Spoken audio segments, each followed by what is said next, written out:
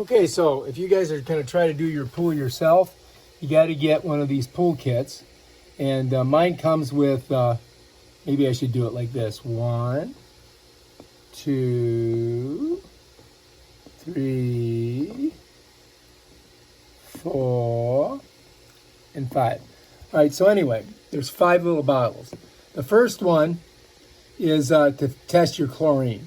And what you're going to do is you're going to fill this up all the way to that line with your pool water, and then you got to put 5 drops in there.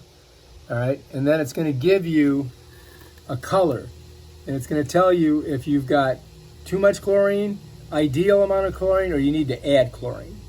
All right, so based on that color, and that's this one right here. This next one right here is it's an indicator for solution. It's a pH test, and you're going to use 5 drops, and your pH is over on this side. All right, you know, add acid, ideal, or add pH stabilizer.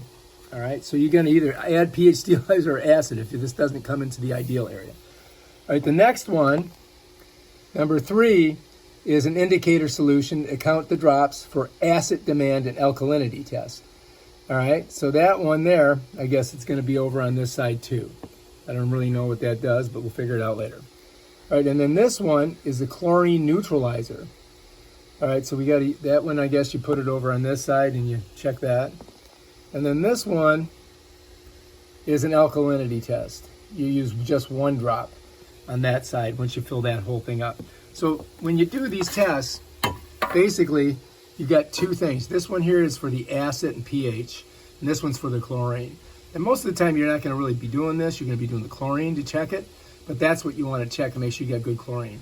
And then you can check the pH. And if you need to put, add acid, or if you need to put some kind of pH restarter, then you can do that. You can get them at the pool store, or maybe even, I think you may even be able to get them at Home Depot or maybe even Walmart.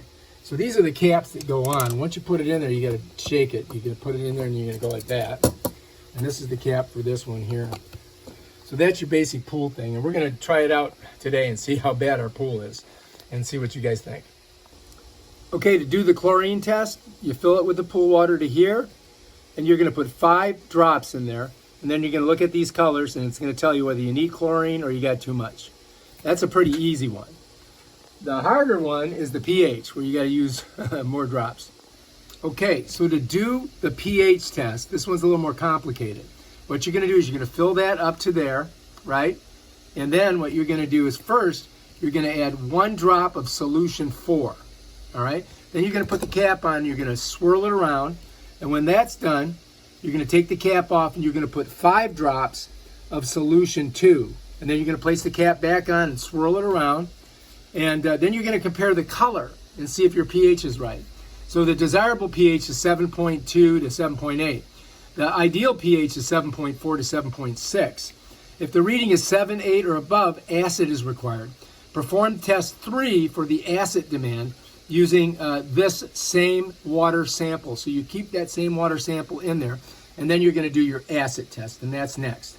All right, using the same water sample from the pH test that we just did, right? Counting each drop, add solution 3, swirl between drops until the color matches the appropriate 7.4 color standard. Do not count the drops, which lowers the pH to 7.2 or below, okay? So what you're going to do is you're going to start out with just putting 1 drop in the solution, swirl it around, and then you're going to look at the color and see if you're getting towards the ideal color. Then you're going to, if it doesn't, you put another drop in, and you keep doing that until you see a pH of about 7.4. All right, so now you got to refer to the acid demand table, which is on page 5 of your instruction thing, if you need to add or a base on the capacity of the pool or spa. If more than 1 pint of acid per 10,000 gallons is required, add it in 2 or more doses. Allow about 1 hour between doses, and do not add more than 2 quarts in 1 day. Test again in 24 hours. Additional acid may be needed to maintain the proper pH. So that's kind of complicated. And here's this acid demand table. So I'm hoping that we don't have to do that because that I might have to have the pool guy do that because that's pretty crazy. But anyway, so the easy test, of course, is the quick pH and, of course, this one here. And that's what we're going to do. And so if it comes with a book and it shows you all the different things in here when you buy the test kit. And there's your acid demand table there. And so you can read through it. That's the basic 4-test kit: chlorine, pH, alkalinity, and acid. So that's what we're going to try doing today and see what we get on it. All right, so for you guys who want to do a screenshot, here is the instructions for the basic 4-test kit. You know, take water samples from a depth of at least 12 to 18 inches. So you make sure you do that.